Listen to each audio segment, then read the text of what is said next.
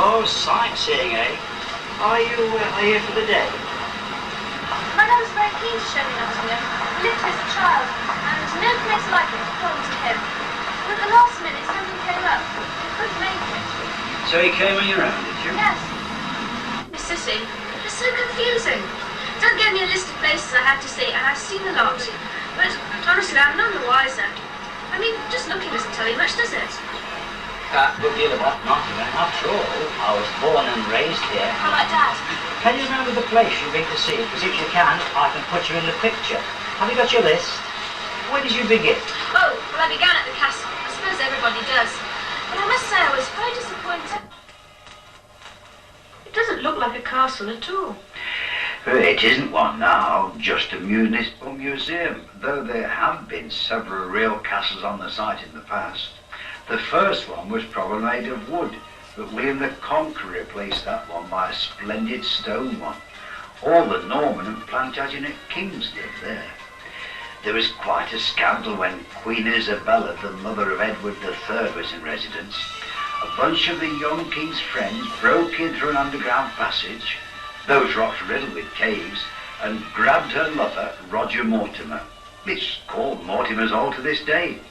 That castle was demolished in Cromwell's time, though they say he wasn't too pleased about it. And later, one of the Dukes of Devonshire built himself a grand house on the site. I suppose that's the building I saw then. No, not even that one. A mob of political agitators burned that one down in 1831.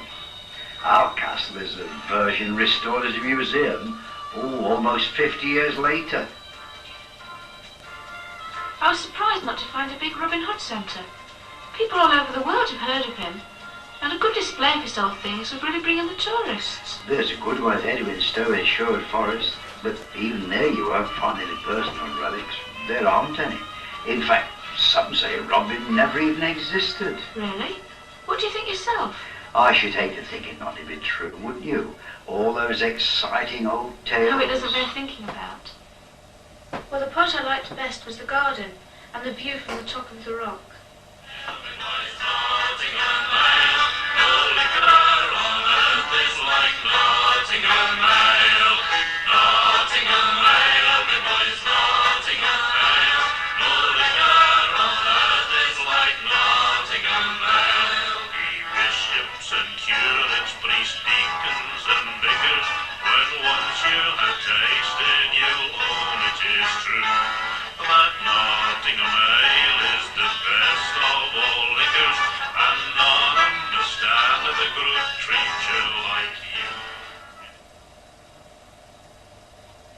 I came back to the town then. You have some good shops.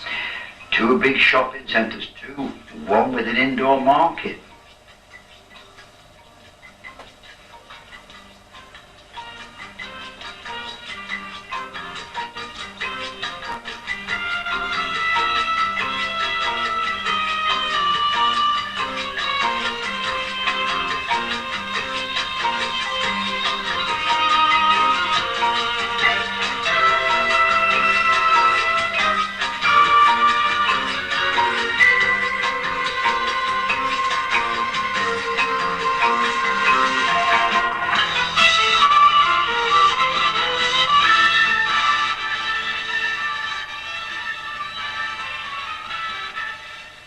Old places always seem to have had markets. Weekday Cross is where the old weekday market was. And I think that goes back to Henry II's reign. Did you find the lace market? I tried to, but I couldn't find anywhere with lace to sell, only streets and streets of old factories. It puzzled me, because even I know that Nottingham lace is famous all over the world. Don't they make it anymore? Oh, good heavens, yes. 30% of all the Nottingham's trade is connected with the textile industry. It began when they started dyeing wool here in the 14th century and knitting it up by hand. Then, so the story goes, some parson living at Calverton, just outside the town, got so fed up with his wife's needles clacking away that he invented the knitting machine. And that was in the days of Queen Elizabeth I. I hope they've got some new machines than that now. Some of the most advanced in the world.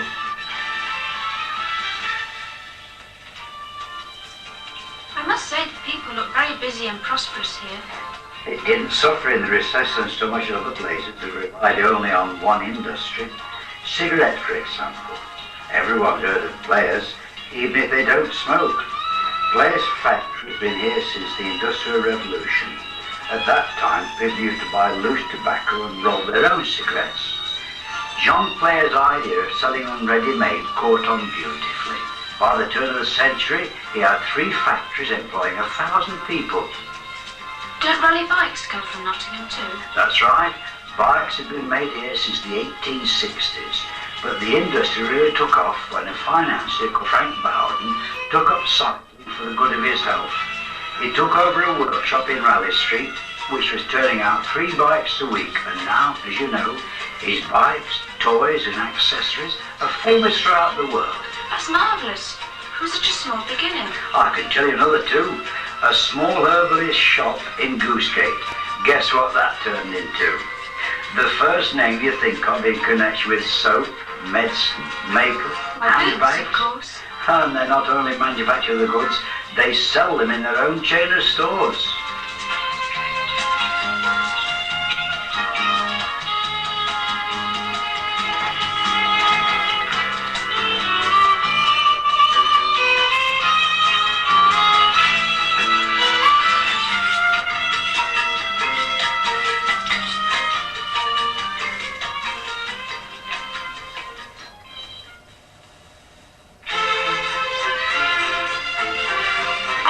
To Woollerton Park after that, where that wonderful old house is.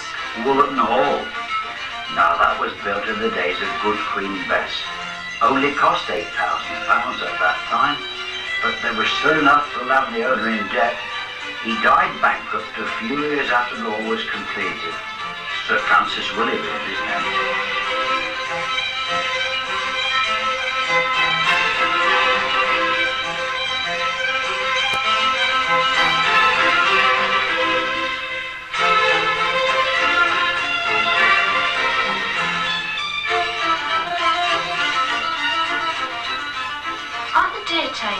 It's the nearest I've ever been to one.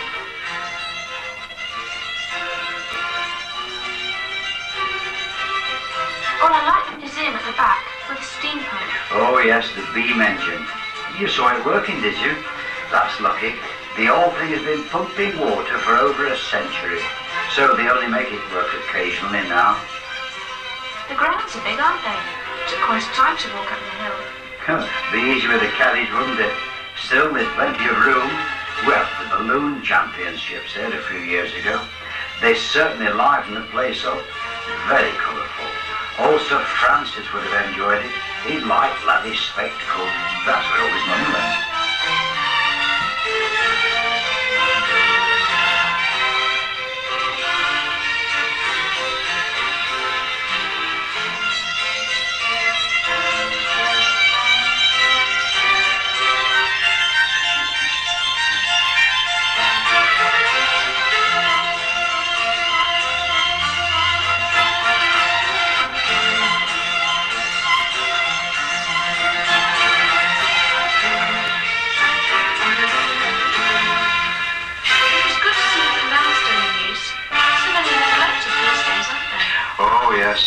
Nottingham owes a lot to its canal.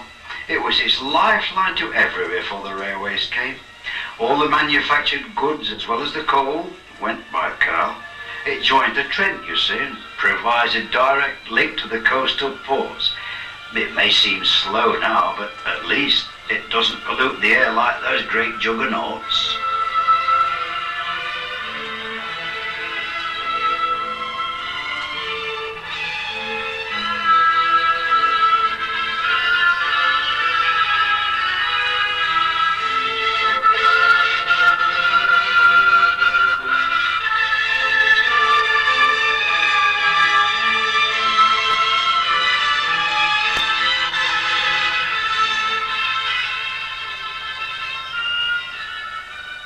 Back to town then, and down to the river. The River Trent, Smug and Silver Trent, one old poet called it, and so it can be sometimes. I don't reckon there'd have been a Nottingham at all without the Trent. Some say there was a settlement beside the river here in Neolithic times, and it was certainly a thriving trading post when the Vikings came in the 9th century. It was Edward the Elder who ordered a bridge to be built across the Trent. Now everybody knows about Trent Bridge because of the test matches and the Forest and County football grounds. But so we shan't forget the old first bridge. They've kept a bit and fenced it off. I saw it, barely wide enough for a cart.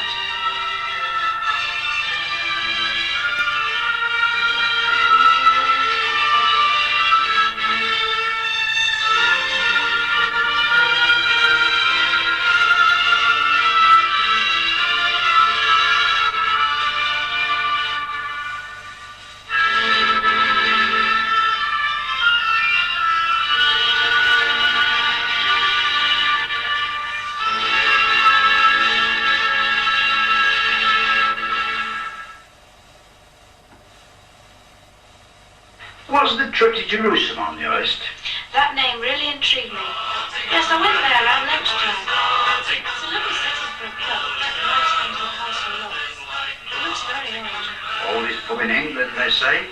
The trip they mean is the trip the knights took to fight in the Crusades. Apparently, they used to stay there on their way to the Holy Land.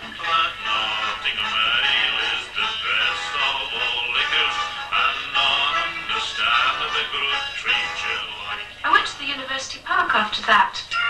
The university was the imposing building on top of the hill, I suppose. Yes, and that bust in the public garden was of old Jessie Boo, its great benefactor. Oh, yeah. Did you enjoy the park? Oh, very much. There's beautiful rhododendrons. Oh, it's a regular pilgrimage for Nottingham people each year to go and see those rhododendrons. Then, if it's fine, have a picnic or take a boat on the lake or swim in the open air pool.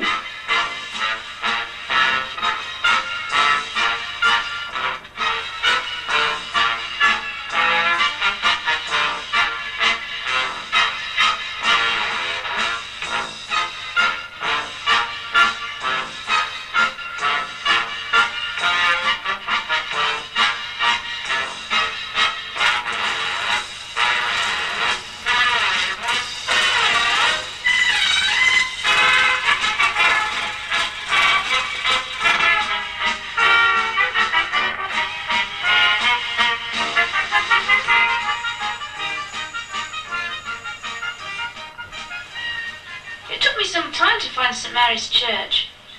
Why is the most important church so far from the centre? It was in the centre when it was built, of the Saxon part of the town, that is.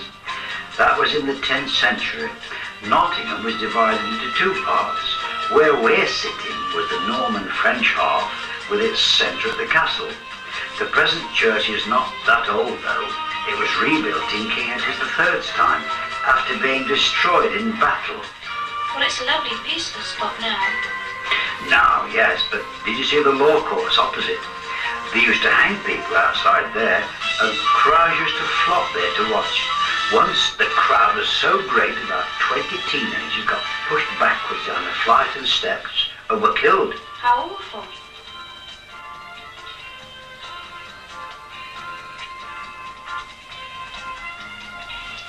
I was so tired by the time I got back to town. Just came here for a sit down. But I shouldn't be surprised to hear this square has a history too. Oh, you can't escape history. Where we're sitting now, markets have been held since Saxon times, right up to the 1920s. Then they completely changed the layout of the place, built the council house and shunted the market to the outskirts. I feel I really know Nottingham now. Thank you so much for showing me round. But I'll have to dash. It's time for my bus. I've enjoyed it.